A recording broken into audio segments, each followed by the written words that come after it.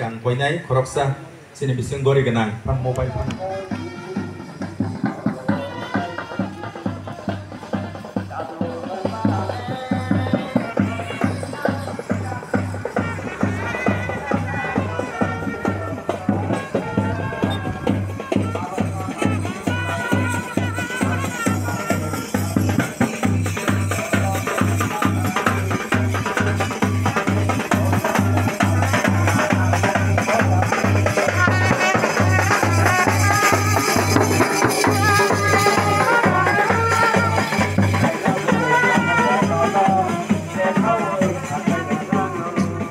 Hamdak mani jotor malia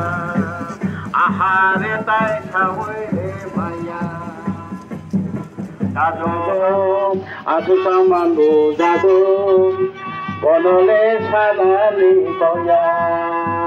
Bamoi bo tona leliya Tisai bo tona leliya Naina bo akaya nainau Lekha oi akaya ranau Hamdak mani 23 August 2024 41 বছর সিকাং তিনিটি দিনেনো তিনিটি হাই সালানো ভারতনি পার্লামেন্ট এডিশনো বাহাইনো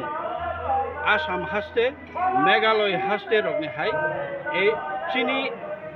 মহারাজা বীর বিক্রম যে এরিয়া রিজার্ভ থাইকলাং থাংমানি 7000 স্কয়ার বর্গ কিলোমিটার ন 6 schedule ni bisingo khoboi o hani basarok no hakamaya natei boroni hukumo mukumo boroni tangbiti boroni constitutional right kamaya natei hinai khai rajagmani a salnono chung bisi brum brum no ADC foundation de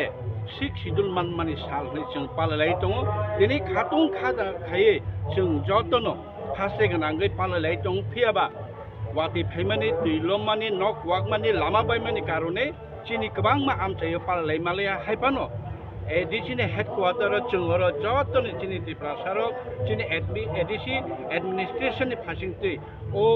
manmani salno chung pogimaya o manmani sallo chung teibu chini ADC no phan karagrinani tiprasaro no teibu phiokna bagai teibu man thaiman nan bagai chini sanmungbai o 6 schedule no amendment khaite upgrade khane ni sanai chung tin ore likha lekha jotonon hambai jotonon khaka ham chibai te khulmung ya paro chini foundation ni den salo hambai